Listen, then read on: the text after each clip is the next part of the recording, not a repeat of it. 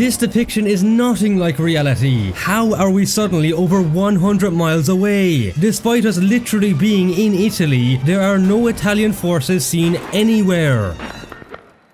The game begins with our character, Corporal Scott Riley of the 101st Airborne Division 506 PIR Baker Company, fighting in Bastogne during the Battle of the Bulge in late 1944 and early 1945. The game's loading screens in every American-related mission states that our enemy units are the 76th Volksgrenadier Division and 2nd SS Panzer Division. As of December 1944, the 76th Volksgrenadier Division was stationed in Hungary and never participated in the Battle of the Bulge, while the 2nd SS did participate in the battle, but they were fighting the American armoured divisions in the north several miles from Bastogne. The German units that directly participated in the siege of Bastogne were the 26th Volksgrenadier Division and 2nd Panzer Division, supported by the Panzerlehr Division.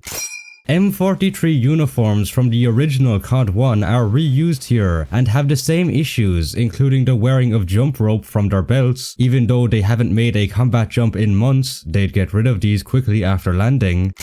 All of them wearing jump boots when at this point in the war, some of them should also be wearing M43 buckle boots. Their 101st Division patches being on both shoulders when it should only be on the left. Some of the soldiers still having scrim on their helmets, which was generally not done during the Battle of the Bulge. And finally, their compasses are always attached to their webbing below the shoulder. Although some did this in reality, most should have them attached to the underside of the left wrist, since they are wrist compasses. By looking at the khaki brown color of our sleeve, we can tell that our player character throughout the Battle of the Bulge missions still wears the old and now outdated M42 jacket. Likely due to the devs trying to give the player a better line of sight, the rear sights of some of the weapons, such as the M1 Garand, have been enlarged and so do not match with their real-life counterparts. The problem of lack of variation for the German winter uniforms and their appearance in-game looking too clean in general, in contrast with historical photographs, is very prevalent here. German soldiers in winter conditions more commonly wore greatcoats. While Jeeps are obviously great all-terrain vehicles, they would likely be unable to race cross-country through the snowy Ardennes like this. The snow is too deep, slopes too steep, and forest too dense. Given the high casualties that the 101st sustained over the last week of combat, it would be unlikely that they would risk a Jeep patrol against an expected enemy panzer unit. It is also worth mentioning that patrols would have 3 men per Jeep, a driver, assistant, and 50 cal gunner. But in the game, the patrol is 7 men in total for 2 Jeeps, so how did the extra soldier get here? The M2 Browning on this Jeep has an ammo box that is completely static. The gun never overheats, never has to reload, and it cannot shoot through cover of tin armor, despite its caliber and being able to destroy regular trucks in a short amount of time in game. There are way too many Panzer IVs in these Battle of the Bulge missions. The majority should be replaced by Stugs. There were also, most likely, no Tigers in this sector. The armoured assault was most likely conducted by Kampfgruppe Gutmann of the 2nd Panzer Division. His Kampfgruppe was assigned flank security as the rest of the division pushed west, leaving only a handful of Stug 3s and a dozen or so Panthers to deal with the defence of Bastogne. Tank destroyers of the US 10th and 9th Armoured Divisions and 705th Tank Destroyer Battalion played a vital role in defending Bastogne, but they are not seen anywhere in game even though they would absolutely be deployed in an armoured attack like this. The vehicles are all painted in a plain dunkelgrau or dark grey colour. At this stage of the war, the base colour of at least the majority of the German armoured vehicles should be dunkelgelb or dark yellow. Not to mention the Germans would generally whitewash their tanks in the Ardennes. Throughout the game, badly proportioned Ford V3000s are seen used as the main German utility truck, while their actual primary and much more common Opel Blitz trucks are nowhere to be seen. All of the half-tracks in-game erroneously have a 21st Panzer Division insignia on them, just like in the previous game version. They also have SS license plates that should be changed into Wehrmacht or Heer versions for most of the missions. The Tiger tanks are Out H versions, however they still have the smoke launchers on the sides and air filters on the back. They also still have rubber road wheels, which would be scarce by 1944 and 1945. The German tanks continue to have a strange camo scheme. It appears to be based on one of the ambush patterns, but the color is too washed out and the pattern looks too big. Apart from that, the vehicles are missing identification markings like the company numbers or even divisional insignia. Pak-43 anti-tank guns are seen being used as indirect artillery guns, with the following level even mentioning a battery of Pak-43s in the loading screen. We could not find any information on this even being done at all, as it seems very illogical with a high velocity gun. German indirect artillery should mostly consist of LE-FH-18 or SFH-18 howitzers or Nebelwerfers. The major German attack in the area came on Christmas Day, December 25th. However, this mission takes place on the 26th, probably to allow Patton's Shermans to come in and save us at the end, since Patton's army broke through the day after Christmas. The attack on the 25th of December was beaten back by heavy artillery concentrations, the few US tank destroyers present around Bastogne, and indeed paratroopers with AT weapons, but not by concentrations of Sherman tanks. The Browning M1919A6's belt disappears instantly when reloading, regardless of ammo remaining. The P-47s that strike the forest are dropping bombs way too low, and judging from the size of the explosions, would destroy the aircraft from the concussion blast alone. The P-47s are also dropping way too many bombs than the aircraft could physically carry. The first plane alone drops nearly 10 bombs, while the P-47 could really only carry 3 or 4. The most common ground attack or close air support load for a P-47 would be a pair of 500-pound bombs. The P-47s carry fuel tanks, which at this point should be dropped to minimize risk of igniting the fuel from ground fire. Also, at this moment the tank would be empty, as the P-47 was known for draining fuel, so it would be dropped to remove the extra mass. The tactical markings shown on the P-47, as well as the checkerboard engine coaling, would indicate that these P-47s are a part of the 78 fighter group. However, by December, the 78 fighter group was switching out their P-47s for P-51 Mustangs. While it is possible that some might have retained their P-47s, since most of the missions conducted by the 78 fighter group were fighter sweeps or bomber protections, it is unlikely that they'd still use P-47s for close air support missions. All the bolt-action rifles that feed stripper clips always get full clips inserted instead of just the intended rounds. The player inserts the entire stripper clip, including the clip itself. German soldiers throughout the entire game are armed with way too many MP40s. Only NCOs and sometimes assistant squad leaders would be armed with them. The player doesn't press the mag release on the MP40, and the same goes for the STG-44. The STG-44 incorrectly fires from an open bolt. Plus, its safety is always on, so how we even fire it is perplexing. The US forces are seen using German 8cm Grenadwerfer 34 motors, instead of their own M1 or M2 motors. The presence of the M9A1 bazooka in Bastogne is possible, although photographic evidence shows the M9 being used much more. Regardless, the M9A1 bazooka incorrectly uses what seems to be similar to the German No. 1 reticle instead of a proper viewfinder one. Both the bazooka and later Panzerschreck should not function due to the wire connecting the rocket to the electrical stud on the launcher not existing in game. Patton's forces did not reach Bastogne until well after 4:50 PM on December 26th, after a significant breakthrough was made to the south. So not only is it as aforementioned the wrong date, but it is also the wrong time of day, since it would be well after dark when those Shermans would reach the 506th in the north. Now that the siege of Bastogne is lifted and the paratroopers have been resupplied by the date of the following mission, there should be more variation in the paratroopers' uniforms, mainly more winter clothing like the Melton wool coat.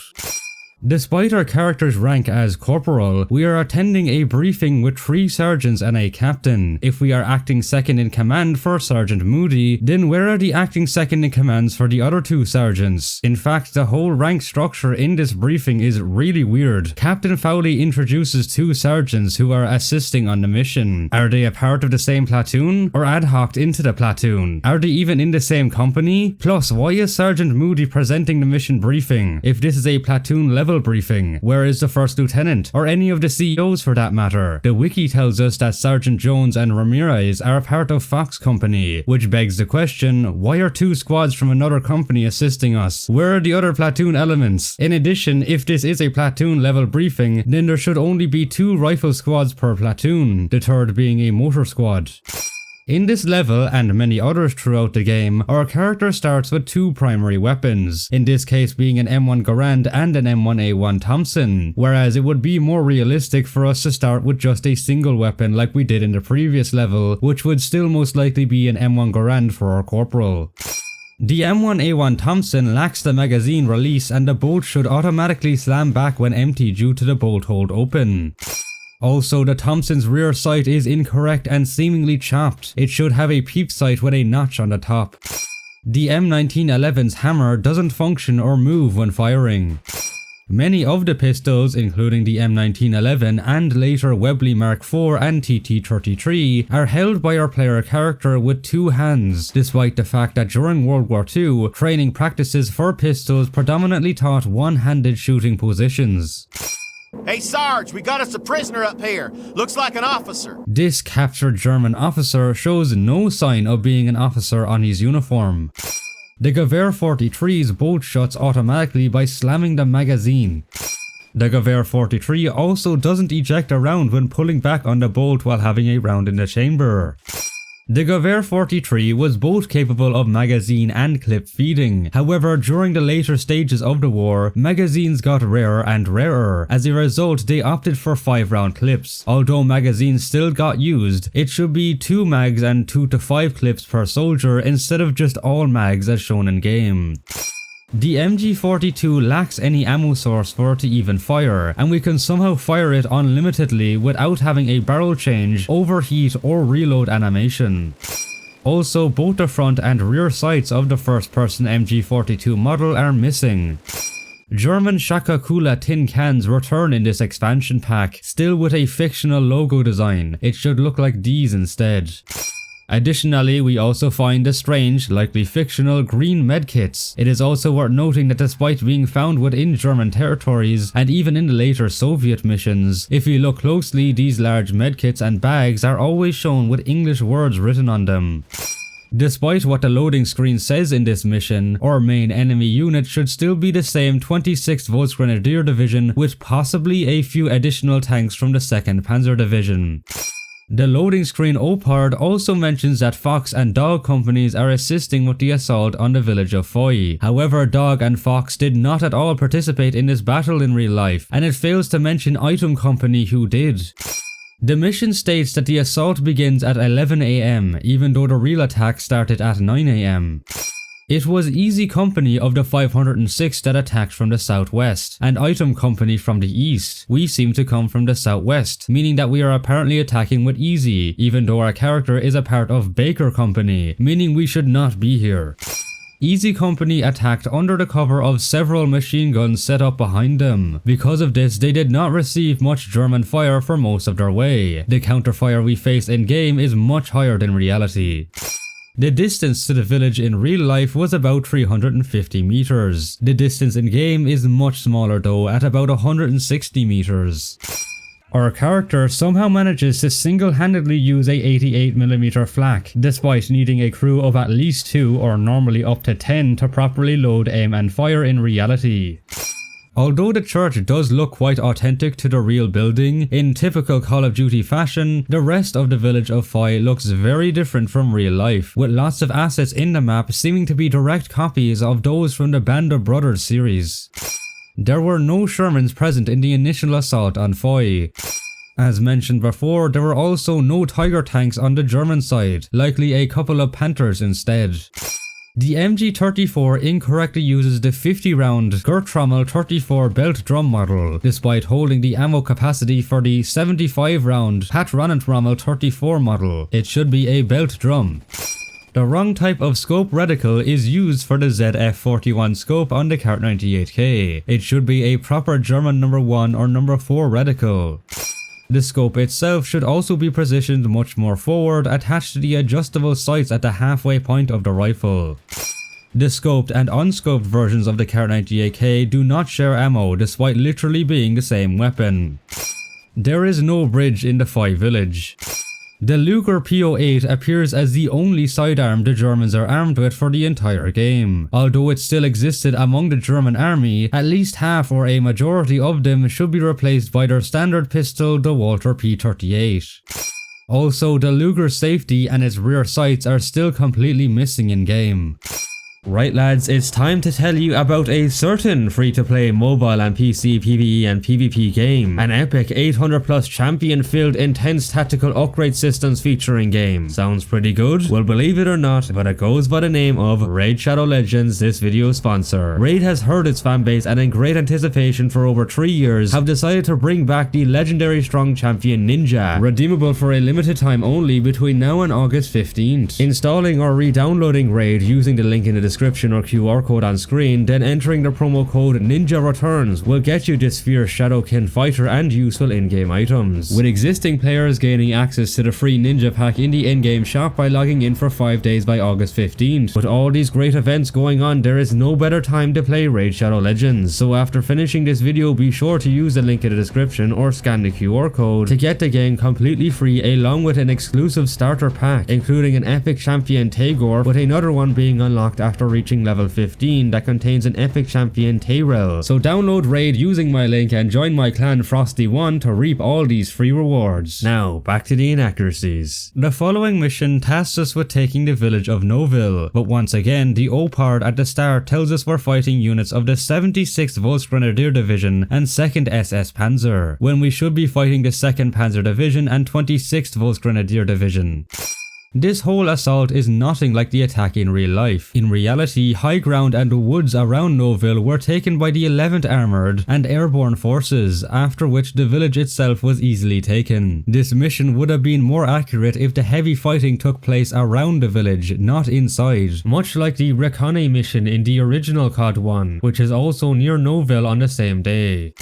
It is hard to find details of the actual fighting in Noville itself. The village really is an afterthought in the history books, but it is safe to say that this entire sequence of holding the large house is either fictional or very over-exaggerated. Noville was defended by a bunch of US tanks as part of Team Desobry, which were knocked out on the 20th of December 1944, in the first days of the Ardennes offensive. However, there are no wrecks in the town itself in-game. This would actually be a pivotal note in the Battle of Noville, as the confusion would bring hesitation to the Americans in the battle. Enemy armoured vehicles had arrived in Noville and were believed to be American, since the knocked out US tanks were spotted prior to the battle.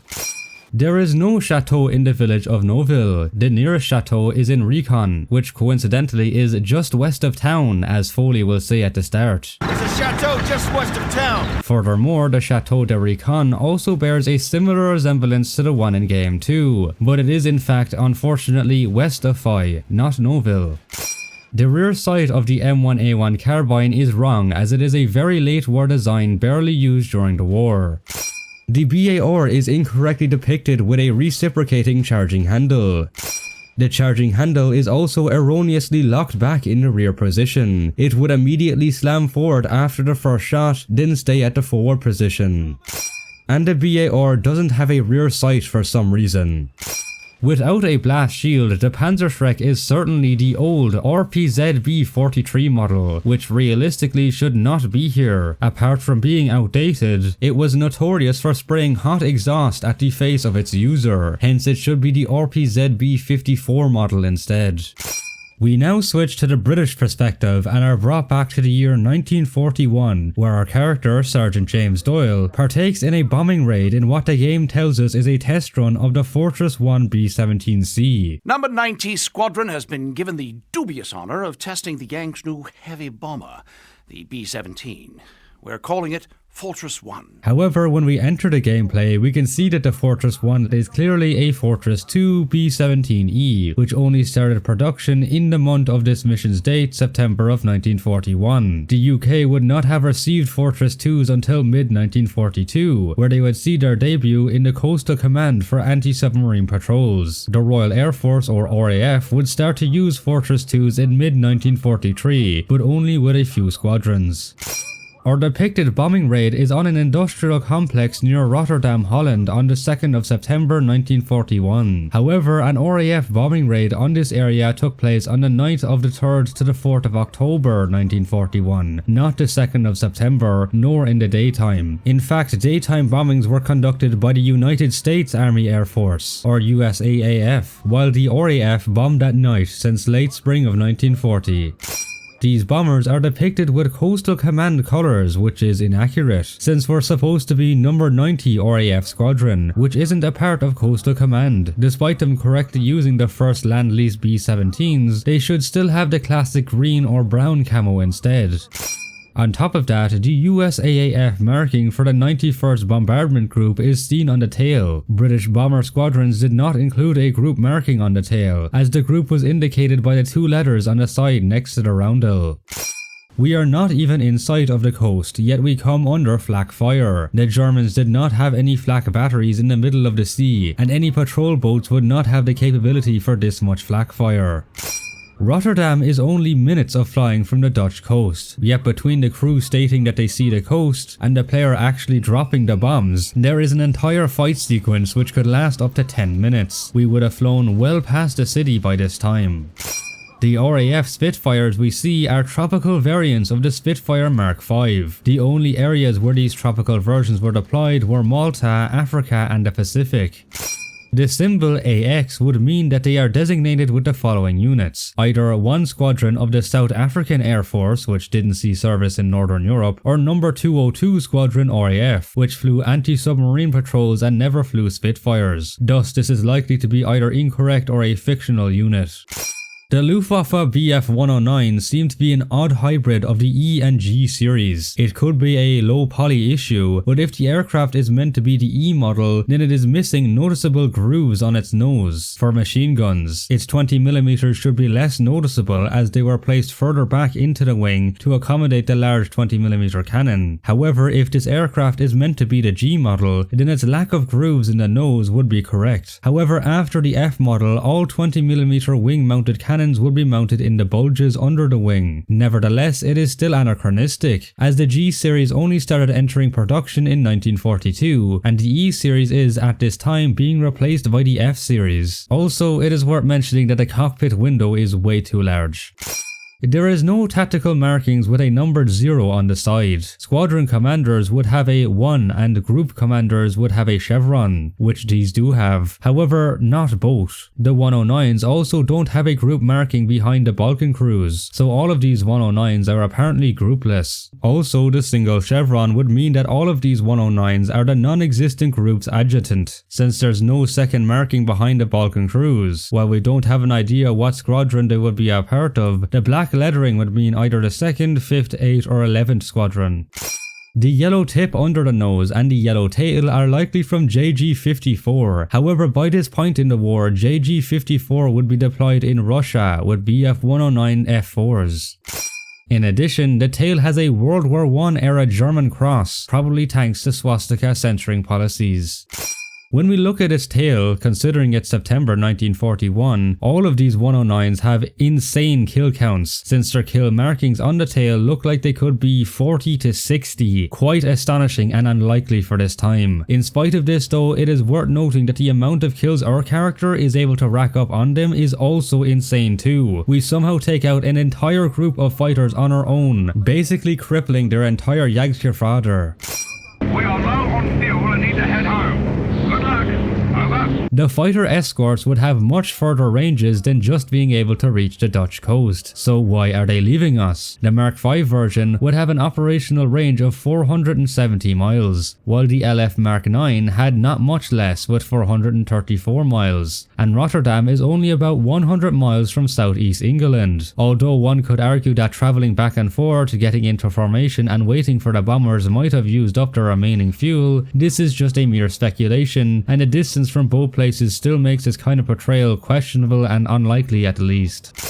After bombing the city, our aircraft is shot down, and we bail before landing near Rotterdam in the following level. But if this was the case, then we should be in a flat urban area, nothing like the area we see in game. In fact, nowhere in the Netherlands looks like this area. This looks like southern Germany or something. The Netherlands doesn't have mountains, canyons or hilly forests like this, only a slight hilly area in the far south near the Ardennes, and those hills are still not as steep or densely forested as the ones we see in game. Even the Call of Duty wiki states that the environment resembles Limburg, which is indeed the hilly area in the far south. However, it's still far too mountainous to be Limburg, and if we crash near Rotterdam, then why are our characters suddenly 150 kilometers or nearly 100 miles away from there?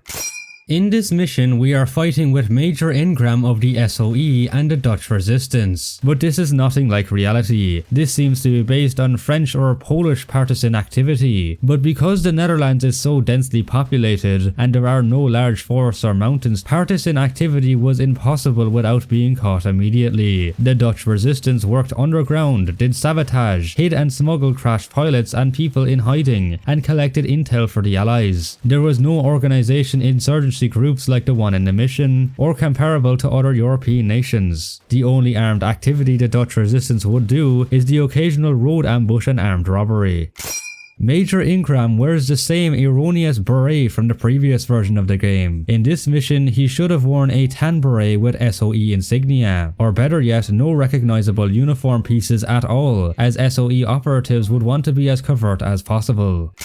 The Sten Mark II is certainly anachronistic in this period, since it wasn't implemented until August of 1942. For an appropriate SMG, the Mark I is the version that was implemented in June 1941 and was often supplied to resistance groups.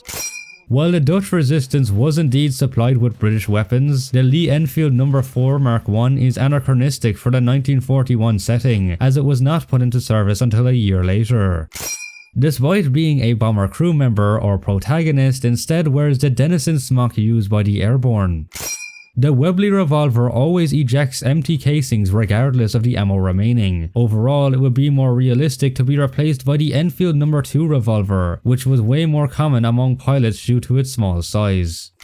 And speaking of revolvers, in several of the loading screens, there is a Russian Nagant 1895 revolver, despite the fact that we start this mission with a Webley revolver and are also equipped with it in later missions. Also, the appearance of this Russian revolver is flipped as the right side is swapped into the left instead. The M43 uniform is indeed anachronistic for the Germans. In this period, it should still be either M40s or the early war M36 uniform, and M35 or M40 helmets, without decals. This area of the Netherlands has no under-mountain tunnels, and definitely no bridges like this either. Dutch bridges almost always go over rivers in flatland. They're very high, open and exposed without this kind of superstructure underneath, and so would be extremely hard to destroy by the resistance like we do in this mission. A few of the German soldiers during the chasing sequence are firing the obviously anachronistic early Panzerschrecks at us. It should at least be the Panzerbücher 39 instead. The Panzer IV Auft H in this mission is very anachronistic. For rearguard actions against partisans, Beutepanzers or outdated tanks would be used, because capable panzers would be needed at the front lines. In line with classic Hollywood logic, we can blow up chasing trucks just by hitting it with small arms bullets in a short period of time, which is nigh impossible in reality. It made more sense when we did it with the 50 cal in the earlier US levels, but not at all in this case. Staying in the British perspective, we are now brought to Capo More de Porco during the 1943 Allied invasion of Sicily, Italy, known as Operation Husky. The upcoming invasion of Sicily, codenamed Operation Husky. What was just said in the briefing cutscene, the briefing date presented of July 11th, as well as the mission shown date of the 12th of July all do not match up, since the Operation Husky invasion had already begun on the night of the 9th to the 10th of July 1943. The cutscene shows a picture of a German 15cm SKL-40 naval gun, but incorrectly refers to it as a 38cm coastal gun. Our comrades are a few SAS soldiers, when in reality it was about 150 men of the SRS or Special Raiding Squadron that took part. The SRS troops wore different clothing more suitable for the environment as seen on historical photographs.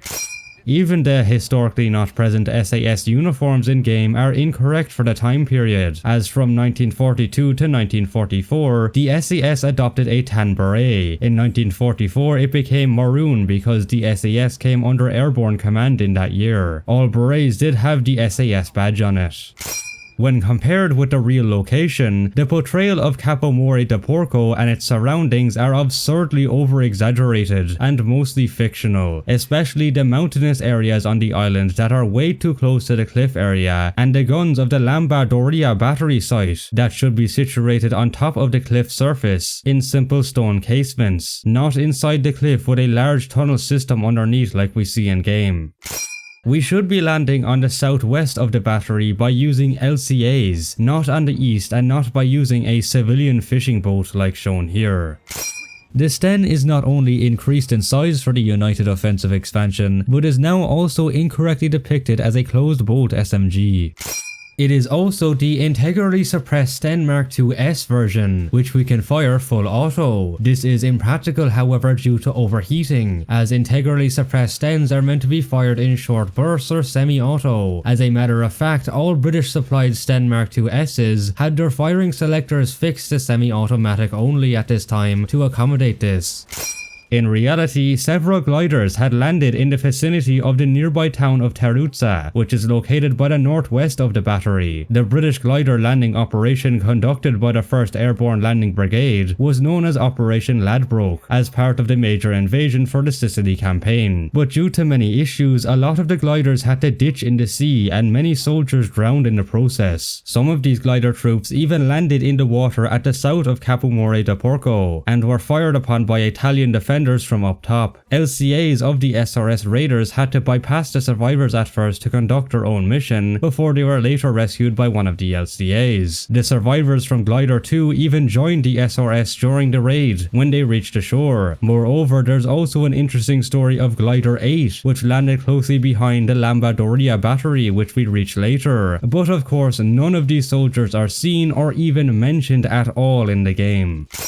Despite us literally being in Italy, there are no Italian soldiers featured in this game at all. Instead, we only find Germans with a weird M43 uniform in tropical styles. The enemy forces in this vicinity should be Italian coastal artillery units, such as the Coastal Artillery Battery Lamba Doria and Dual Role Battery AS365 and AS493 that were stationed in this battery sector. Optionally, there could be troops from the 206th Coastal Division, which were stationed along this part of the coast, in addition to the reinforcements from the 54th Infantry Division, together with artillery defenders and Italian naval troops stationed in Syracuse. Also note that those who manned the battery AS493, not far from Lamba Doria, on the northwest side, were the fascist Black Shirt Artillery Militia.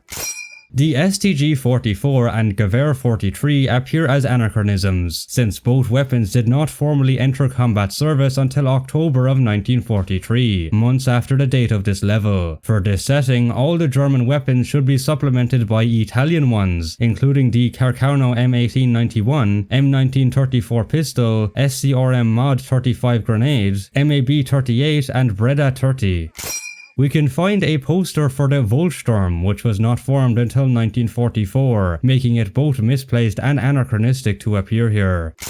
Compared with real pictures of the Faro di Muro de Poco lighthouse, the in-game version is straight up fictional. Although the pictures we found are pretty much just the current version of the lighthouse, which heavily features post-war and modern-day modifications, one of the sources implies that during 1943, the lighthouse had no replacement of the external walls, no thickening of the tower walls, and no final demolition of the corner blocks. It was not entirely plastered. It used to have a lookout tower in front of the lighthouse, but today it has been completely razed to the ground by sea storms, and it still used the old incandescent oil vapor lamp. The electronification and later the complete automation of the lighthouse did not exist at this time, making it not match up to how an old lighthouse lantern can be operated like a modern electronic spotlight as shown in game.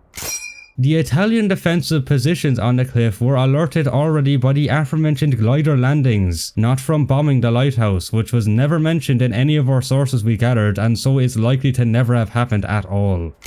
When we reach the guns of the Lambardoria site, we see that they are German 15cm SKL/40 naval guns, when they should be Italian 152/50 guns as shown here, as well as 76/40 and 102/35 guns that originally belonged to both the AS-365 and 493 units. The site was also defended by a couple of MGs against ground attacks, and 20mm AA cannons likely to be Breda 20/65 variants, all of which also failed to feature in the game. Throughout the fighting, over half of our men become casualties, with it only being us and Major Ingram left by the end. This did not happen. The actual raid saw only 1 KIA and 2 wounded. Amongst the German vehicles are quite misplaced Soviet ZIS-5V trucks. For this mission, all of these land vehicles should be replaced by Italian ones, like the Lancia 3R truck, Fiat SPA TL37, the Benelli M36, or any kind of Italian 3-wheeled motorcycle to replace the BMW R75 we ride on here, and perhaps there could even be an appearance of the L6/40 light tank to supplement the Panzer we come across. Our characters are forced to completely escape the area with captured enemy vehicles through a wild chase sequence, ending with them returning to the British naval fleet, when the real combatants involved in this raid had linked up with friendly invading forces and moved further inland.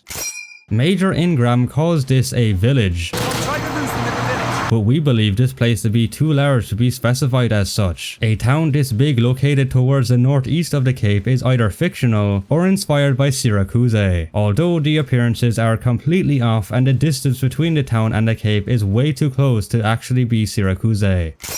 Also, even if the town was indeed meant to be Syracuse, or at least inspired by it, at this point during and after the raid, Syracuse should have been bombed by British bombers, and since by this time the Allies had started the full-scale invasion of Sicily, when dawn arrives the Allied fleet should be visible all along the horizon. The RPZ-B-43 Panzerschreck is seen fired here. Its appearance is technically plausible for the Germans in this time period, since it had just been introduced in this year. But regardless, since the faction should be replaced by Italians, the weapon should be changed to the Canona da 47/32 instead. These boats look close to one of the German fast attack boats called the Leichte Schnellboot. However, their appearance looks a bit odd and their presence in this sector in such unusually large numbers is inaccurate, due to the fact that only 12 of them ever existed and were operated by the German forces. Plus, even if the boats are changed into more suitable Italian counterparts like the MTS or MAS boats, their presence needs to be decreased regardless. We now enter the Soviet campaign as our protagonist, Private Yuri Petrenko of the 67th Guards Rifle Division, participates in the 1943 Battle of Kursk. We can see that our character, despite being a fresh recruit, refers to his commanders as commissars in his writing, even though the term commissar was already abolished in 1942 and replaced with zampolit or political officer since then. The spelling of the quote Cherkassky village in-game ends with the letters OYE, when it should be spelled Cherkasko ending in just OE, as in several sources and documents, or Cherkaska in Russian. The beginning of the Battle of Kursk and the depicted full assault on Cherkasko happened on July 5th, 1943, not the game's presented date of July 4th. There is no train line that runs to Cherkasko. The nearest stop would be Tomarovka, to the south, which is behind German lines. The nearest friendly held railway would be the Belgorod-Kursk line, which is over 25 kilometers away. Also, judging from the compass, it seems that the German-controlled Tomarovka is apparently the place we disembark at, since we drive north to Cherkasko. This is likely a compass error though, since we defend the village from the northwest at the end as well. We can see T-34-85 turrets on top of an armoured train car. This is unlikely to have existed and surely anachronistic for this time period, since the T-34-85 did not enter service until the following year, 1944. Our assumption is that this was inspired from the notorious Enemy at the Gates film again. The Mosin Nagant in-game appears to be modelled on the M38 carbine version, which were primarily given to gun crews and non-frontline combatants. It should be the standard issue M9130 Mosin Nagant instead. The base weapon is fitted with a bent bolt. However, bent bolts were designed for sniper rifle variants of the Mosins fitted with a scope in 1941. Since our character is a private, he should not have a TT-33 sidearm. We should instead just be armed with a Mosin rifle or submachine gun depending on our role in the squad. Although still being used at this stage, the RGD-33 grenades stopped being produced in 1942, so many of them should be replaced or mixed along with the RG-42 and Soviet F-1 grenades. Our surrounding terrain is far too hilly and does not resemble the flat plains of the region in reality. Pretty much every Red Army soldier in the Soviet campaign can be seen wearing greatcoats and M43 wool padded jackets, despite the missions taking place during these summer months of July and August. A majority of them should wear the M43 tunic, with the older M35 tunic and other appropriate uniforms possibly being present in lower numbers too. Sergeant Antonov and other NCOs in the same rank wear visor caps that have a black colour on the valve, that was used by artillery and armoured troops rather than infantry. Plus, it's unlikely that so many of them would still wear these in the front lines instead of proper helmets. Moreover, they also have incorrect black collar tabs and shoulder boards with red piping, implying that they are designated to artillery units rather than infantry, not to mention the lack of rank insignia details in both collar tabs and shoulder boards, which also occurs on the officers with the M35 tunic model as well. Note that at this time Zampolit or political officers were dressed like ordinary officers. Red stars on their sleeves were no longer worn. The truck our characters get transported in is the Gaz AAA, which were primarily used for hauling cargo, tractors for gun systems, fuel tankers, radio command cars, and even armoured cars. A ZIS-5 or Gaz AA would be a better replacement. It is worth mentioning that just like in several other World War II games featuring the Eastern Front theatre, the game fails to recognise and include at least some of the Asian and female minorities among the Red Army. The way too low flying Ju-87 Stukas are based on the earlier B models, and also have the earlier painted Balkenkreuz on the wings, which instead should be the later version with a thicker black line seen in this photograph. Although they are not physically modelled onto them, the Stukas are all heard having the iconic Jericho trumpets, even though these were immediately phased out of service by the end of 1940, due to them having quickly lost most of their intimidation factor and becoming little more than a warning sign to the enemy that they were about to be attacked. As aforementioned, the T-34-85 tanks we see are anachronistic, and they don't have any insignia featured on them for the entire game. Proper T-34-76s with 1942 and or 1943 models would be the best choices for replacement. Behind the trenches is a soldier firing an SG-43 machine gun, which just like the MG-42, has no visible ammo source being fed into it yet still somehow fires. The Gewehr 43's appearance in the Kursk missions is still anachronistic, as the rifle was produced from October 1943 onwards. The accurate semi-automatic German rifle for this battle should be the Gewehr 41. Just like the Gewehr 43, the SVT-40's bolt shuts automatically by slamming the magazine. It also doesn't eject a round when pulling back the bolt while having a round in the chamber, and when reloading, the magazine being removed is always depicted as having ammo in it, even when it was completely emptied.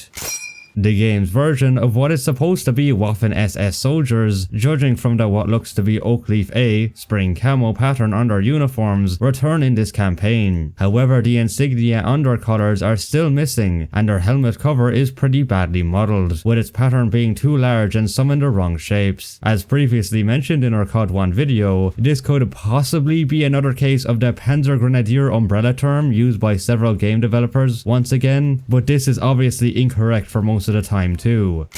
Almost every German in the Cherkassko mission seems to be these Waffen-SS forces. However, in reality, it was soldiers of the Panzer Grenadier Division Großdeutschland (GD) that were a spearhead unit of the 48th Panzer Corps. The corps initially attacked on the left flank of the southern sector, where Cherkassko is located during Operation Citadel against the Soviet 1st Tank Army and 6th Guards Army, while the 2nd SS Panzer Corps attacked in a central part of the southern sector instead. Apart from regular hair uniforms along with proper camo ones, these GD or Großdeutschland soldiers all should have their own special insignia on their uniform as well.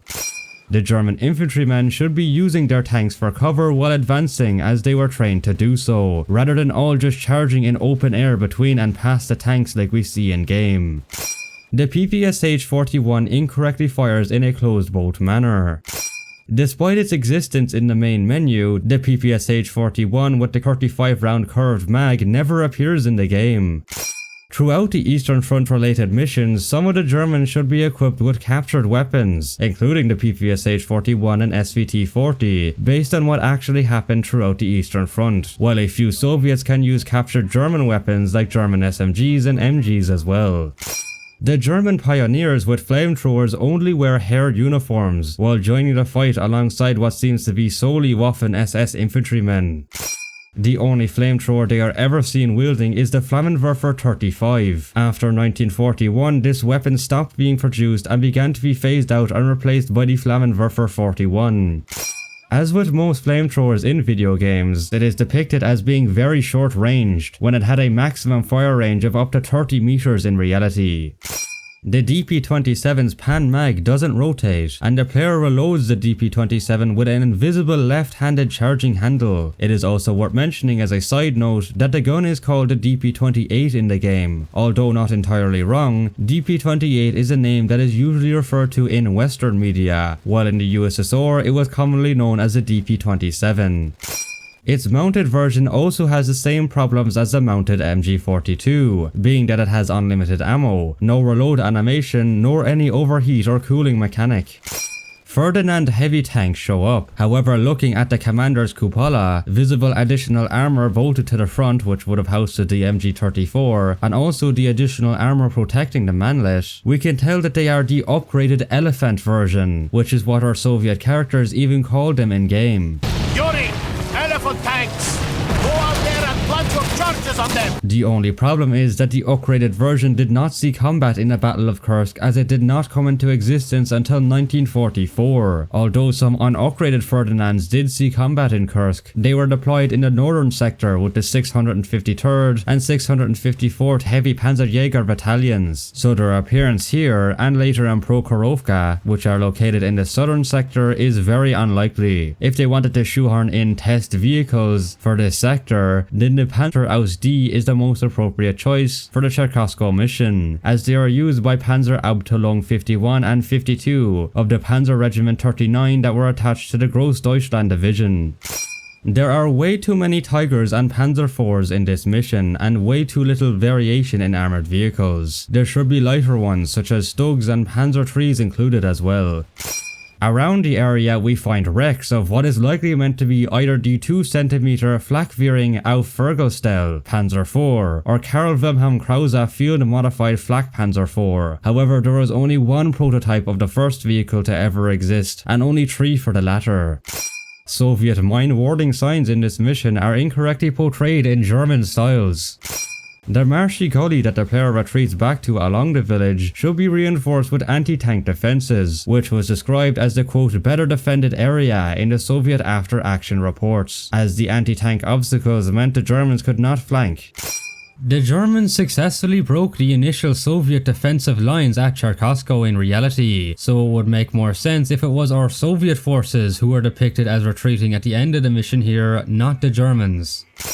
The following level sees us fight in Ponyari in the north sector, with a journal entry explaining this location change by telling us that our character has been temporarily attached to the 6th Guards Army. However, this unit was still defending the southern flank like the 67th Guards Rifle Division of the 1st Guards Army that we were originally assigned to. We believe that the developers might have mistaken this unit with the 6th Guards Rifle Division, which should be one of the units defending Ponyari instead. To be honest, if the developers wanted the player to explore another front during the same battle, then changing into a completely different character would have been easier and more accurate. Waffen-SS forces were unlikely to be present in the northern sector. The 47th and 41st Panzer Corps that participated in the battle in this sector consisted of air troops. The Ferdinand tanks should have appeared in this mission only, since they were only present in the northern sector as we mentioned earlier. The German M43 uniform in large numbers is inappropriate for German air troops during this battle. In this period, it should be mostly M40 and maybe mixed with some M42 uniforms.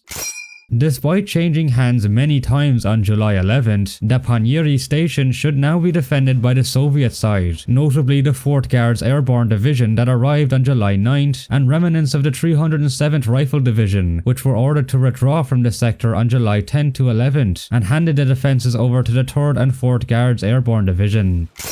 The STG-44 is anachronistic for this period, as it was not distributed in any large scale until October of 1943, not to mention how it is referred to as the MP-44 when it should be called the MP-43 for this year. The appearance of the Panzerfaust 60 also does not match this period, since it entered service in 1944. The proper versions at this time would be the Faust Patron or Panzerfaust 30, and only in very few numbers. The tank crews who get out of the destroyed panzers seem to wear only reused hair visor caps in a black colour, without any proper tank crew's pink piping. They should be replaced by proper panzer fuel caps along with proper uniforms. The level concludes with our commander talking as if the battle has ended on the depicted date of July 11th. Comrades, we have driven the enemy from Ponieri. In reality, the battle for the Ponieri sector was quite different. It is stated that, quote, although German attacks rippled through the adjacent sectors, it was clear by the evening of the 11th of July that the German 9th Army's hope for victory in the Soviet 13th Army sector was dashed. On the morning of the 12th of July, the Germans sowed defensive minefields and withdrew their scattered armoured units to the rear. Once again, this next level moves our character into yet another front, being Prokhorovka, within a single day from July 11th to the 12th, where we are put into a tank position. Again, it will be far more appropriate to just completely change our character, in this case into a random tanker instead. The 5th Guards Tank Army should be moving into the south and southwest, not the north as stated in the intro text. Judging from several depictions of the same battlefield in several other media, as well as in real-life photos and maps along with current-day images, most of the details in this map hardly seem to resemble the real Prokhorovka, due to lesser plain fields and no train tracks, for example. There are Herr soldiers appearing in this mission. However, the enemies in this particular sector should be solely Waffen-SS units, based on the 2nd SS Panzer Corps, which consisted of the big 3 Panzer Grenadier divisions of the Waffen-SS, which would become Panzer divisions afterwards, being the 1st, 2nd and 3rd SS. Apart from the vehicles being very unlikely to exist in this sector, the crews who try to escape from the Ferdinands shouldn't be dressed like regular tank crew members with black visor caps, but rather should look like this, as to replace the Ferdinands in this mission, proper Stug variants and or Mauder 3 Auft H's would be more appropriate. Possibly due to the old game designs and engine, the clash between the large numbers of infantrymen that should be accompanied with large numbers of tanks seems to be either missing or just extremely downplayed. The game now brings us to the events of the Belgorod-Kharkov offensive operation, also known as the 4th Battle of Kharkov. It is stated that Yuri and the gang are attached to the 5th Guards Tank Army, an assault into the city on August 22, 1943. However, in reality, those that directly participated in liberating the city were spearheaded by the 89th Guards Division of the 69th Army. In reality, the German 8th Army was ordered to withdraw from the city on August 21st, and a full retreat was conducted later on the 22nd. When the Soviet forces noticed this movement, they then pushed their forces into Kharkov. The city was still defended by rearguard troops, and there was a heavy fight between them and the upcoming Soviet forces in the central parts of the city on the night between the 22nd and 23rd. But nevertheless, this retreat is never mentioned at all in the game, and the fighting in the outskirts of the city is pretty much over-exaggerated. Despite now being equipped with the SVT-40, our rank is still seemingly private. Only Jafreiters or senior riflemen / deputy squad leaders would receive the SVT if available. These Su-152 self-propelled heavy howitzers are using an incorrect model, which seems to be based off the ISU-152, which did not reach front lines until months after the level in December of 1943. The Su-152s in this mission are for some reason the artillery used to destroy the hardpoints later. However, the gun could only elevate to 20 degrees and would not be able to fire into the streets. It was used as an impromptu tank destroyer. It would be the best suitable vehicle for destroying hardpoints, but not from afar like the game portrays it. Plus, the extra appearance of a few Su-152s would be very useful to deal with the German tanks previously in the Prokhorovka mission. This particular tank destroyer made its debut in the Battle of Kursk anyway, although likely to be in few numbers. Some of the hardpoint positions being shelled are way too close to our forces. One Pak-43 is quite literally across the street from us. It is honestly a miracle that none of our forces are killed via friendly fire throughout these artillery barrages. Speaking of the Pak-43, they would be considered anachronistic since they had only just entered production at this time. The Pak-40 would be a more plentiful and era-correct replacement. The city of Kharkov should not still have Soviet propaganda posters around the place. Although the city was recaptured by the Soviet forces on February 16, 1943 during Operation Star, the Germans counterattacked the region and were finally able to recapture the city again on March 15th during the Third Battle of Kharkov. Then several months of German occupation followed, before the city was liberated again by the Soviets in late August as depicted here in game. Throughout the mission, the majority of the German soldiers seem to be Waffen-SS. Despite the existence of Waffen-SS reinforcements from the 2nd SS Panzer Division Das Reich in the vicinity, the majority of the defenders, which were the remnants of the German 11 Corps, mainly consisted of Heer Army forces.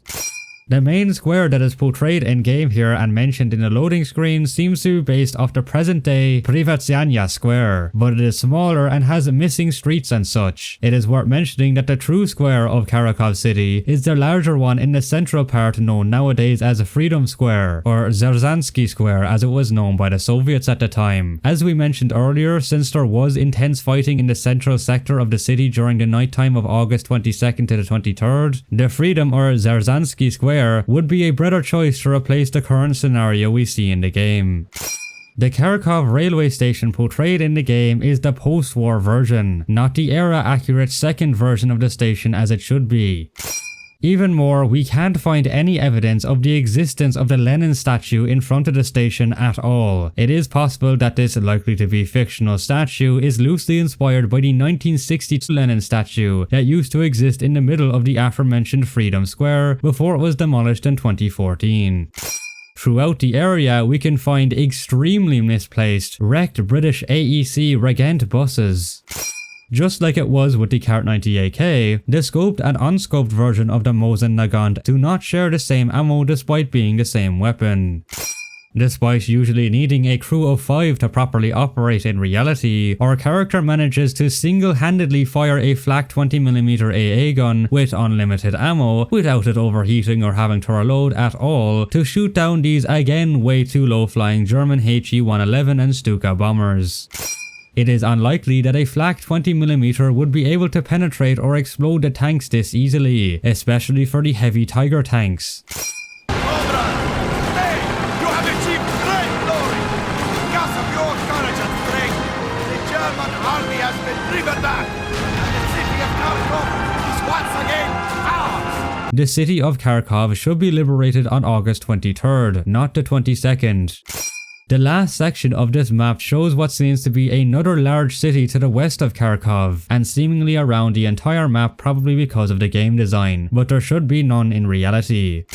In the last Soviet briefing scene, the map shows Cherkasska on the further west of Prokhorovka, instead of being much closer to the southwest of Prokhorovka, not to mention that a marking on the Kharkov station is too far away from the city.